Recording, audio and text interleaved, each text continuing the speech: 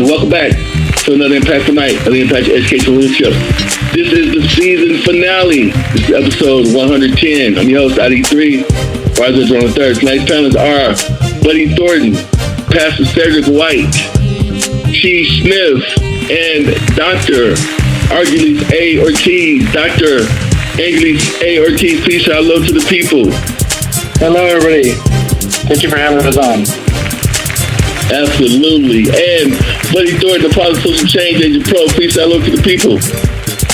Good evening, everybody, and welcome to all my panel mates. It's a thrill to be here.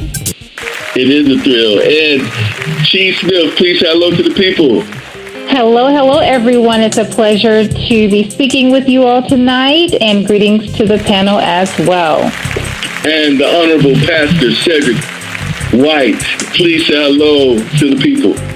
Well, good evening, everyone, and it is wonderful to be here. I'm so thankful to be here and looking forward to what comes out of our discussion tonight. Thank you. Thank you. Well, tonight's word is paradigm shift. But the topic is self-awareness affects social mobility. Self-awareness affects social mobility. Social mobility is the movement of individuals, families, or groups through a social hierarchy or stratification system, which can affect a person's psychologically. Education, occupation, and income are considered to be the leading indicators of social mobility. In modern societies, social mobility is typically measured by career and generational changes in the social economic levels of occupations. George Herbert Mead, founder of symbolic interactionisms, suggested that individuals construct the meaning and purpose of their world to allow them to understand it. In doing so, they attach importance to objects and symbols that help them make sense of their world or their world view. These objects or symbols suggest the perception of understanding and regulation of emotional intelligence that will either increase or decrease a child's happiness. Studies revealed a need for universal intervention techniques like the ones we're going to be discussing tonight that can be implemented in our schools, in our communities, even in our family settings. Why? I'll tell you why. So that we can seek new ways to avoid conflicts internally and externally with peers, but at the same time promote self-awareness that is necessary, that is vital, important, crucial for us to understand and to navigate social mobility.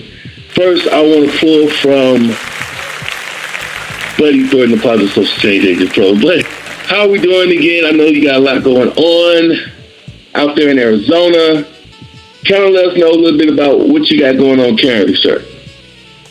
Well, Isaiah, right now we're working on our second book. The most important thrust that we have is obviously getting ready for the school year and getting people ready to engage socially as COVID traverses again through our population. We're asking and answering a lot of questions about what we can and what we cannot do, and in my case, dealing with exactly what you were talking about, fielding a lot of questions about how do we deflect and how do we avoid conflict, especially how do we navigate and not allow the conflict that seems to be on a very, very broad scale kind of invade our private space. How do we avoid that, and how do we hunker down and filter through all the stuff that's coming through us. So that's what I've been working on, and that's what I'm going to share tonight. Absolutely. Thank you for that. We got some very special panelists here tonight. I want to pull from Chief Smith, and I want Chief to kind of tell us a little bit about the organization that she works for, and kind of give listeners why is an organization like Healing Thine Hearts so necessary at a time like this. We're in the middle of a pandemic, right? And so those emotional and social needs of our students, of our family members, of our communities are so important and so vital. And I kind of want you to just tell us, about what you do for your organization. Awesome. Thank you again. I'm Chief Smith, and I'm the Wellness Care Coach with Healing Thine Hearts. And just a quick, brief bio about Healing Thine Hearts. We've been in operation for over 20 years, and we have absolutely established ourselves helping our communities, helping other organizations. We thrive on partnerships with other organizations to meet the need of families, to meet the needs of first responders, to meet the needs of veteran communities. And so with that, we have found that it is very vital in this time that our 3 levels that we focus on is care, coaching, and counseling. And during this pandemic time, we have seen such an influx of families, of teens even younger than teens, who have had a very difficult and challenging time navigating through such life event.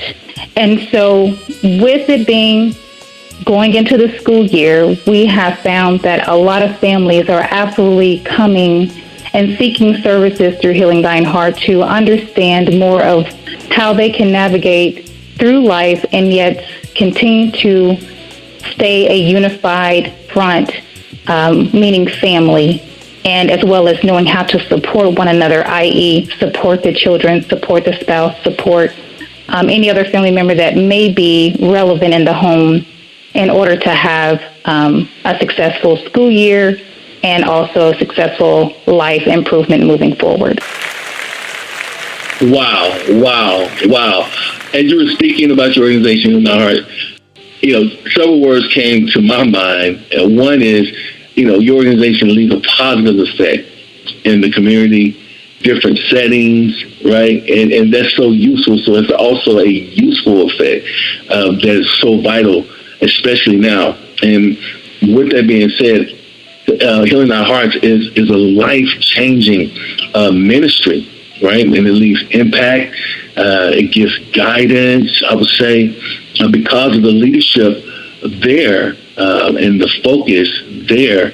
I believe that Healing Our Hearts is going to be a way of life in the future. Thank you so much, Ms. Smith, Chief Smith, for that. And let me pull from Dr. Ortiz, but before I do, Chief Smith, thank you so much for adding so much value to this podcast.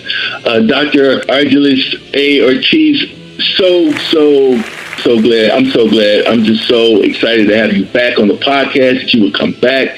Please tell us a little bit about what you got going on. I know you're doing a lot. You got your hands on a lot of things, but please share with us what you got going on, sir. Oh, thank you. Thank you again for the invite.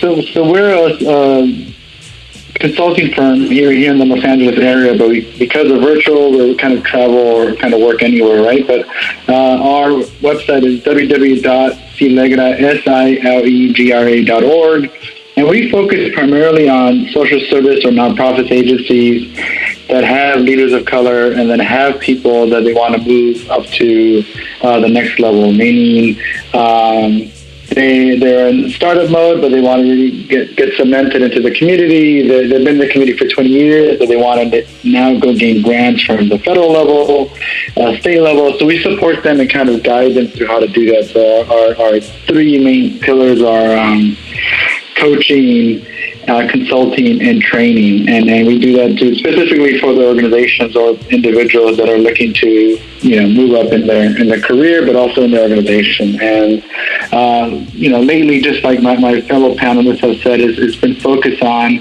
kind of the quote unquote reopening of businesses, of schools, of nonprofits, and how to get back to work safely is what we've been supporting people with lately. Absolutely. When I invite you on, the first thing I was thinking was you are a man of not only principles, but you are a man for the moment. You're a man for the moment because you seize opportunities and possibilities, right? And for me, this is a favorable combination for the topic tonight. Coming from a psychological perspective, right? We're talking about social, economically disadvantaged or challenged communities and those people living in those communities.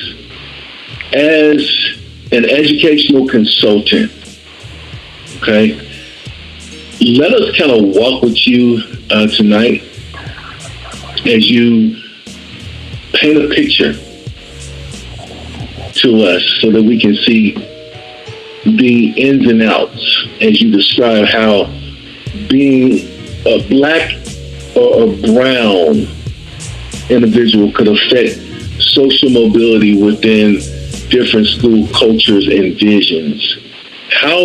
What is a way that you can unpack, that you could describe how being a minority could affect your influence, your disposition, your, I wouldn't say abilities, but I would say potentials as it relates to social mobility within those different school settings? That's my question, sir. No, great question. And I was doing a little bit of check-in and some of the clients that we've had recently, and I have two kind of main thoughts. And one of it is there's a big gap for us that are kind of people of color, leaders of color, in diverse representation, right? There's maybe a single person who is in our field who is the head of the biggest YMCA, or the biggest person who is the head of a charter system. But there isn't too many of other diverse representations, right? If I'm not the principal per se, or if I'm not the counselor, is there my equivalent in the IT field? Is there my equivalent in the psychology realm? Is there my equivalent in the sports realm, right? And it's those gaps are missing for us to see that there's a way in, that there is a sort of path that was paved before. So I think that's the biggest one. There's a leadership gap, but also representative leadership gap that's missing out there for people of color in particular. There's also this sort of, and I think it's like an internal cultural wrestling that we have with each other. It's a security versus innovation, right? We want to often go for the secure job. We want to go for the secure career. We want to go for the secure paved path before. And most of us tend to not go on the innovative route, or to go on the extreme side because it hasn't been done before. Or is that really going to make me money? Is that a job? We tend to have these kind of self-doubts, or even familial or peer pressure of I think you go the wrong way. Stick to the core careers, right? The teacher, lawyer, principal, and police officer, right? And stick to those careers because those have been proven recession-proof, etc. But now we see even those careers are up for grabs, right? Now there's careers around technology, careers around cybersecurity, careers around, data mining. There's a lot of things that none of us ourselves and or our parents knew that it ever existed, and I think they're just going to keep coming. So there's also this sort of, my suggestion is encouraging people, especially our young people, especially our people who are just starting to be in the workforce, to innovate, to try things, to have side hustles, like a lot of us who end up doing 2 or 3 things on the side, and then, the egg basket rotates a little bit. But it is that challenge of it hasn't been done before. I don't know anybody who's done being a consultant. I don't know anybody who's been in this field before. How do I move forward? So it ties back to back with the representation, but also with our own culture being okay with us to try something outside of the norm, with the risk that it might pay off big or you might fall flat, but you get to get back up again and try a whole new thing. Those are my two biggest things with social mobility, and particularly when it comes to Black and brown youth and people, professionals. Wow, that was amazing. I heard disposition. I heard the word disposition, and in disposition, I would say I heard a type of temperament. Because the reason why I say temperament, bear with me real quick. The reason why I say temperament is because it seems like, or seemingly, it is like the upper class are scared of the lower class, and this fear is I think it's a fear about shifting, the paradigm shifting of incomes, where like the middle class is maybe, scared of the lower class coming to their position, vice versa.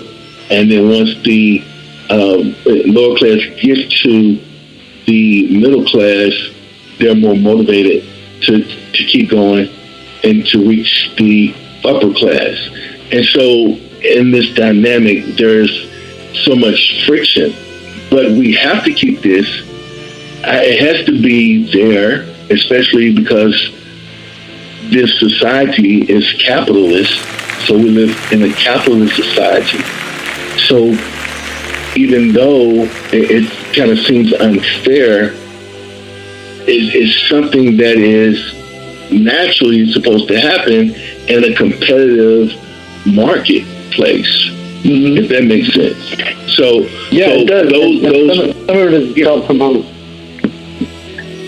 Sorry, but some of it is self-imposed, right? Some of it is we think we gotta be first, be fastest, be quicker, be the most innovative idea, and that's great, that's needed, but that's not always the case for everything, right? You could have a person of color who fixes something really great for a particular problem, particular niche, or a school system, but it doesn't always have to replicate to the world. And I think that's where we get stuck. Either we go big or go home. No, but sometimes you can do something really well and fix a particular problem really done and help a lot of good people. Yeah, absolutely. But we have to steer away from the caste system, like you were saying. We got to steer away from that medieval era, right? Where we had, nobilities, we had the peasants, and I can literally see Buddy Thornton, the Positive Social Change Agent Pro, at the edge of his seat right now, and he's jumping up and down. Let me go to him. Dr. Ortiz, thank you so much for adding so much value to this podcast. Will you come back and discuss this more in the next season, in season 5? Oh, yes, of course, anytime. Okay. Buddy Thornton, the Positive Social Change Agent Pro, what are your thoughts about what we just said on this podcast so far? Well, first I would like to address what Dr. Ortiz said, because what he said was an excellent door opener. Number one, he is absolutely correct. Most of the time, especially when I'm dealing with people in the minority sector, they are looking for a breakthrough. They're looking for disruptive innovation. And what they don't understand is that there is so much power in a different affect. They need to look at how important it is to get to a diffusion over time. If they become ubiquitous within a field, if they become saturated in a field because they just come into being, it's not about being spectacular. It's about being competent and being comfortable being competent. You have to remove the stigma of failure, and you cannot be afraid of failure to succeed. I was a professional athlete for 27 years, and in doing that, I knew that 9 times out of 10, actually 99 out of 100 times, I was never going to win, but that one time that I won was worth the 99 losses. So you have to be willing to fail to ever succeed. And Dr. Ortiz was he hit the nail right on the head when he said that. You cannot wait for the spectacular moment in time, because that spectacular moment may never arise. It may never come in your lifetime. But there's no reason why you can't take the next step forward and build a diffusion effect and bring everybody from your group with you. There's no reason why equity and equality can't be built as a crowd. It doesn't mean one person being spectacular. It means everybody being competent and being proud of being competent. Oh my goodness. That was beautiful. That was beautiful. You know, for those who's listening there, right now we're talking about social mobility, but right now we're focusing in on upward social mobility and I would say political orientation. Buddy Thornton, please don't go anywhere. Pastor Cedric White, please say hello again to the people and let us know what you got going on, sir. You got a lot going on. But look, there's more information about your organization, Healing Nine Hearts Ministry, sir. All right. Well, thank you again, Brother Isaiah, for having us on. Listen, I'm intrigued by what I'm hearing. I'm loving what's being said. What Buddy just said there was very, very right on point. What the doctor said was right on point, in so much that people need to know that the way things used to work and the way our parents did it and our forefathers did it is not the way that society and the way you're going to make it today. Just real quick, 2020 was a time that the world got turned on its ear. It was a time for people to change their mindset. It's a time of innovative thinking. A lot of things came to the surface. Now, in answering your question directly, what we do, and thank you, Chief, for because that was right on point, but a little bit deeper into what we do, our practice and our way of assisting people is through belief therapy, which goes a little bit deeper than cognitive behavioral therapy. Cognitive behavioral therapy is a therapy that deals with the thoughts, helping people to develop and change destructive thinking and finding out what the disturbing patterns of their thinking is, changing that behavior and changing the emotions. But what we go a bit deeper, because we believe that man is made, we are trichotomous in our being. We are spirit, soul, and body. And we believe that we have to go below just the cognitive aspect, actually into the spiritual aspect of man, and see what is it that you are believing. People do what they do because they believe what they believe. What my belief is what leads to my thought process. My thought process, leads to my actions. My actions will eventually lead to my habits. My habits will lead to my character. My character is what will make the traditions that I have, and my traditions will lead to my legacy or the lack thereof. And the traditions, the things that I teach myself, the things that I tell myself, the things that I believe about myself is what turns me to, wow, I can do this. What Buddy just said about becoming, grabbing that niche and being knowledgeable about that area, so that somebody will be willing to pay you for what you know, for your expertise in an area, as opposed to being that jack of all trades and a master of none. We are a service-oriented country now. We don't make a whole lot anymore, but there are services and resources that people are looking for. And if you are knowledgeable, if you can become specialized and have enough knowledge in an area, people will pay you for that knowledge.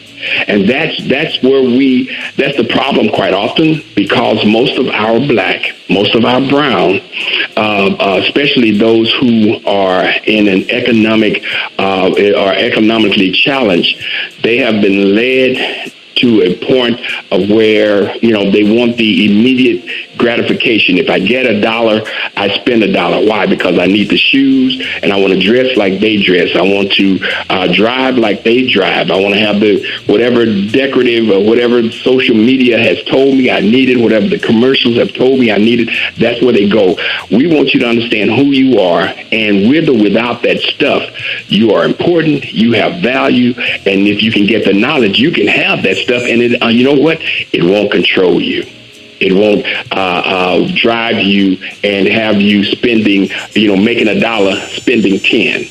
So it's a matter of the identity issue that people are dealing with today. There is an identity crisis, not just in the social, economically downtrodden, but in America and in the world today. People have a problem with their identity. What we see coming to our office is people of every economic strata, but yet and still they don't know who they are. We see on a daily basis people come in, and I'll ask the question, simple as this: what's your purpose? And that question by itself has broken people to tears. Grown men have gone to tears just because of their inability to answer the question of what's their purpose and who they are.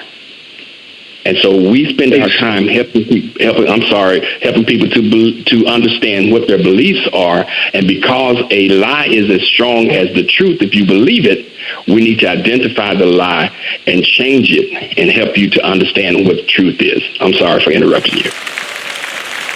No way. That was explosive. Listen, when a nuclear bomb goes off, you get out the way. You get out the way. But no, I'm going to come back to you. We're going to come back to you because we want to gain a better understanding, right, on the behavior therapy organization and the way it motivates others. So don't go anywhere, Pastor Cedric White. And no, that was, you dropped the bomb on us, okay? Okay. I know that's a song, right? That's a song. You dropped the bomb on me, baby. Anyway, Pastor, Buddy Thornton, Apostle Cedric, the Pro. Let me come back to you. Based on what you just heard, and, we're talking about, black and brown communities, but, we also have Native American, we have Asian, we have white. But based off of I'm going to pull in your choice dynamics. You're working on a series, you're publishing a series entitled Choice Dynamics. I think this is a perfect fit. I could be wrong, could be incorrect. But based off of your choice dynamics theory, what are some life choices, okay, that parents and educational institutions can work together to bridge these gaps? Right? To bridge the needs of students while safeguarding the infrastructure of the educational system during and after this pandemic episode. That's my question for you, sir. Well, I do tend to agree with Pastor White. Yeah, this is a global problem, but at the same time, let's focus on the here and now, and let's focus on the topic that we really need to focus on, and that is the school problem that we have right now in our face. We really do have a disconnect, and the disconnect is between the more affluent school systems and the less affluent members of society. And so when you ask me what life choices parents and educational institutions can do to work together to bridge the needs, well, we're all in the same canoe. It's a pretty big canoe, but what we need to do is we need to identify resource deserts. They talk about food deserts when we talk about areas where there's literally square miles where there's no grocery stores and things like that. Well, there's resource deserts out there too. There's huge areas where kids have absolutely no access to anything other than trudging their way to school so that they can get access to what limited education is provided, sometimes in a fairly poorly funded and poorly supplied school. So we need to identify resource deserts, and we need to create a situation where we recognize that we need to have partner resources And we need to quit looking at, well, we have it, we're not going to share because we are going to hoard it. We need to make sure that we have partner resources. And to overcome some of that, yes, there's going to be some infrastructure things happening. That takes time. There's absolutely no reason why right now, since we've already weathered a lot of what we had to do with the pandemic, we've got an infrastructure put together where we can do some proactive hybrid learning. We can put that together even with the kids in the schools.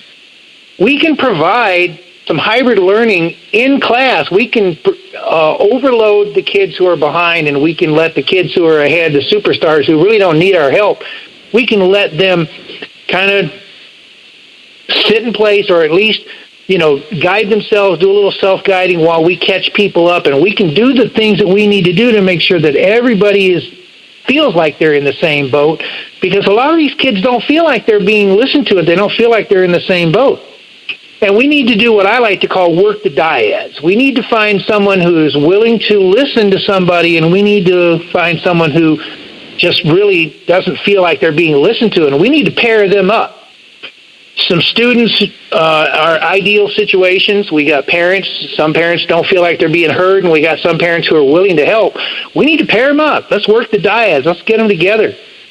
And based on choice dynamics, we know that we can't emphasize rewarding the result. We have to reward effort. And as I think everybody on the panel knows, if you get enough effort going, the results are going to come anyways. You're always amazed that the results are there. So why aren't we emphasizing the effort over the rewards? And if we can get everybody on that same page, parents, the institutions, the community all together, these students are going to feel like they're being taken care of. They're going to feel like they're relevant again. That's something that's been missing, not just because of the pandemic, but from before the pandemic. So we have to, again, go back to that thing that I've been harping on for years. We've got to give them a voice at the table. We've got to give them a sense of co-creation. We've got to let them have a voice of how can you help us design a way to teach you, to bring you into the mainstream, to give you a leg up. And what is your interest? How are we going to guide you instead of lead you? We want you to lead us, because guaranteed, if they're taking us where they want to go, we don't have to do a lot of work. We just have to make sure they stay in their own lane, right? A mantra that one of the parents told me was, you know what, you've energized me. Engaged parents become relevant parents. If they don't feel like the school system's working with them, they disconnect. Parents want to feel like they're relevant too. So you've got students that you're bringing them into the fore, you're making them feel relevant. You got parents who want to be engaged, so you bring them into the picture. And now all of a sudden you got parents, students, teachers, administrators all working with the same drummer in the same orchestra, and they're making beautiful music together. To me, teachers are perspective makers. They paint a picture and they expect the students to follow them. What they need to do is they need to flip it around. They need to let the students and the parents all co-create this entire thing and get it moving forward. So you want some life choices? Well, let's get everybody marching to the same drummer. You want the right life choices? I guarantee you, if you let people co-create, they're not going to tell you bad things. They're going to tell you good things, and it's going to work itself out over time. You just got to make sure the lane markers are in place. Like I said in the beginning, tonight is going to be a night of paradigm shifting. Listen, you guys are making this happen. You guys are making this doggone thing happen. But I love talking to you, and then you got me motivated when you started talking about music. You knew what you was doing.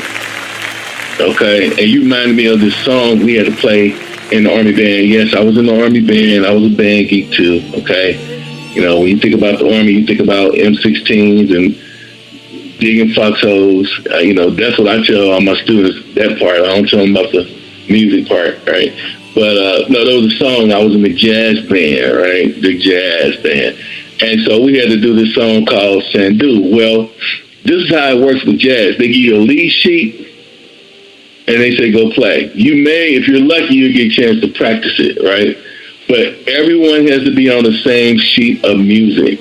right? The drummer, the bass player. I was the keyboard player. If there's a guitar player, right? And so you got the quartets. Then if you're lucky, you get a saxophone player coming in. If not, the guitar player has to play the lead, or the piano player has to play the lead, the melody, and then we solo, right? But it's this interplay that we had. The interplay is when everybody clicks in and locks in, and it's in the pocket. And then it's interplay, and then it's a conversation like we're doing now. This is a conversation. This is interplay. She's saying something, and she's doing her line. Then Dr. Ortiz, he comes in, does his line, and we compliment one another, right? Pastor White comes in, he gives his line, we compliment, right? Buddy Thornton, he gives his line, we compliment that. And so there's a balance. No one steps on anybody's toes because the interplay is so locked in, it's so tight. We're in the same sheet of music. And this is what I heard you say, Buddy Thornton, the positive social change agent, so tonight. That if we get on the same sheet of music, right, there's no unicorns. Everyone is doing their line, right? And they're coming back after they do their line, right? And they're complimenting, they're setting up the next person to do their line, right? And so, there are many, unfortunately, psychological problems going on in the world today. But our focus right now is the United States, right?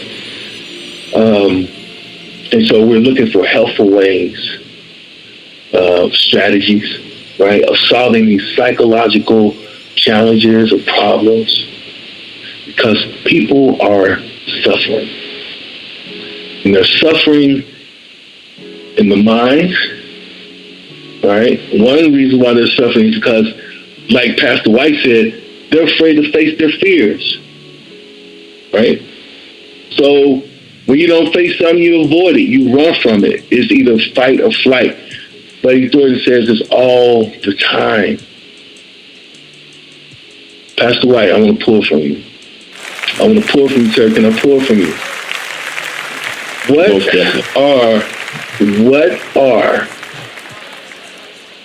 Could you share with us? I know this is your profession, but what are some of your practices that you are implementing to help your clients, okay? I would say prepare to be problematic solvers internally and externally in their social interactions with other people, right? Could you kind of break down a little bit about what you are doing specifically now and how you can bring those, you already are doing those, but how you can bring those more to like school districts, for the students, for the educators, and for those parents, those communities, stakeholders, especially now that we have this pandemic on our hands. That's my question. So here's the biggest issue that we have, and once we can get people to face this issue, then we can start to find resolve. We can reconcile.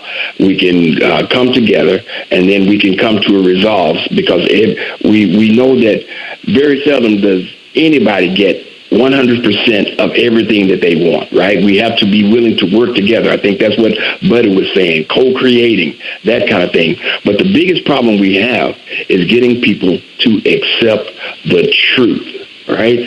The truth of exactly where they are, who they are, their potential, backgrounds, mistakes that they've made, letting go of that, and living into what and where we are today. Not allowing another either individual, not allowing the past mistakes that I've made, not allowing the fact that regardless as the color of my skin, where I live right now, the ratio of African American to non-African and the African American is we have about 3 to 4% of the population. That to me, that's irrelevant. To me, that's irrelevant. The things that I've learned, the skills that I've obtained, the blessings that God has given me has allowed me to be where I am. That's no brag. That's favor of God, as well as hard work. As Buddy was saying, learning, getting education, things like that. That's very important. That's why when she was saying care, coaching, and counseling is the area, and it builds from there. First of all, I need you to know, whoever you are, whether it's a student, whether it's a parent, whether it's an instructor, I need you to know, first of all, I actually care. I actually care about where you are right now, what you're dealing with. Let's make the relationship start there. Next, let's go to that next level. There might be some coaching, just a little bit of coaching, a little bit of tweaking in certain areas might help you. But again, we've got to come back to the truth. What's going on in your life? What are you fighting? What did you just say? What are you fearful of? What have you been avoiding? What lie has been told to you that you couldn't do, you couldn't achieve, you don't have a right to go here, you don't have the smarts to do this? Let's overcome those things. And let's take a real close look at exactly where you are. What's your potential? Actually, what's your purpose? What's the thing that burdens you that you would do for free? Let's look at that, and then let's move into that area of counseling now. Let's remove some of those hurdles, those mental and spiritual hurdles that you've been dealing with. And we'll do that. We deal with the source of destructive consequent behavior. What the heck does that mean? The source, where did that actual root of that negative belief, that lie that's been holding you hostage, where did that come from? And sometimes we'll use a life map. Let's go all the way back. Let's go all the way back, and let's just chunk your life, different areas of your life. And once we put that picture up there, people can see, oh, this is where the problems began. This is where I started to believe the lie about myself, that I got divorced several times, or my parents left me. We've had people whose parents gave them away, and all of those kind of things. And their value system starts to come there. So they don't feel like they have the right, or they even deserve something good. They even deserve the education. And somewhere, somebody needs to come along and help them to understand. Excuse me for quoting scripture, but my Bible says that God has no respect of persons. In other words, I'm just as important, and I have just as much of an opportunity as the next guy. It might take a little work. I might have to go a little harder than the next guy, but I can get there if I believe I can. It starts with the individual. So I have to assist them, or we have to assist them in understanding their identity and their potential, and then assist them in identifying, where do you want to go? Because a lot of people have no idea of what their purpose is, what they want to do. I'm just going along like a twig in a stream. And where does a twig in a stream go? Wherever the stream takes it, and it ends up who knows where. You're more important than a twig in the stream. Let's get your identity identified. Let's get your importance identified. Let's get your purpose identified. And now you have some stable truth to stand on, and we can go from there, and the sky's the limit at that point. Boom. That was my sound effect for a bomb going off. Boom. Listen, oh my goodness, we're out of time already? All right, listen, we're out of time. Let's do takeaways real quick. Let's see. How about, Buddy, why don't you go first? She, why don't you go next? And then Dr. Ortiz, why don't you go? And then Pastor, take us out. All right, we'll do. I think one of the most important things that was brought up was, what would you do for free? When I'm trying to help somebody identify a passion, that's the first thing I say is, if you were in a universe where everything was taken care of and the only thing you had to worry about was making yourself happy, what would you do for free? Just release your mind, release your soul, and just come up with what God put you on this good earth to do. You tell me what that is. Somebody can come up with that pretty quickly, usually. And then I say, okay, now, the only thing we have to do is figure out a way how you can do two things. Monetize it, and then figure out a way to ignore anybody who says you shouldn't do that. Don't ignore the naysayers, because it's your life. God puts you on this world for a purpose. You have a mission, and that mission, number one, is to serve Him, and number two is to serve you. So that, with me, Pastor White, we're in lockstep there. Let's get past everything else. Let's find the passion. Let's do it, and then let's figure out why we're doing it and do it the right way. Awesome. No, I was going to say, but that is spot on, and I love it. So for me, the takeaways was we identified a lot of characteristics, a lot of traits, a lot of words, right? You know, we spoke about afraid and confidence and proud and all those type of words. And so with being a wellness care coach, what really stands out and the takeaway for tonight is understanding your overall well-being, right? When you're feeling sick, you don't generally jump out of bed immediately with the most, utmost energy, right? It takes some time. And so understanding where that confidence lies, where their fear factor may have crept in, where you may not be so proud of yourself, maybe that is an area of lack of well-being. And with who we are and being able to assert different individuals in different positions to understand, again, we're all speaking the same language, and I love the analogy that you gave, Isaiah, earlier about the same tune. It's all about understanding where you are.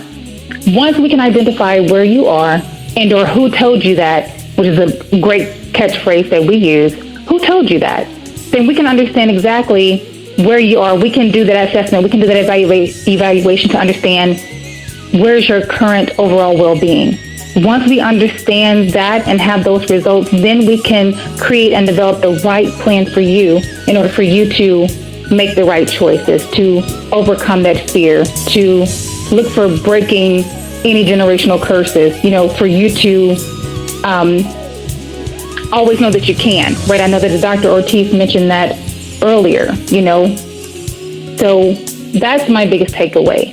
Understanding your overall well-being, understanding maybe you're not moving in the area in which you should. Maybe you don't even know where to start because you're sick. Maybe you're not feeling well. And that's not necessarily from a physical perspective, but that could be from an emotional perspective, right? That could be from a sociological perspective, psychological perspective. Once that's understood and or identified, you can move forward. I'll continue a little bit. So I think the biggest takeaway that I heard today was asking a really direct and simple question like, what is your purpose, means a lot and impacts a lot from everybody individually, right? And coupled with that is just the fact that we are in this major kind of identity crisis, as I heard our panelists share, right? We're all trying to do too much with too little, and we're all trying to go too fast with not enough tools, right? So those two things I think really resonated with me in today's talk. Thank you, everybody. And I guess it's up to me to sort of sew it up. And again, I love this needs to be 2 hours, Isaiah. We're just skimming the tip of the iceberg, but so much in the way of the importance of the collaboration, so much in the way of training our people and getting them to understand. To me, the biggest thing is getting them to understand that we live in a totally different social dynamic now.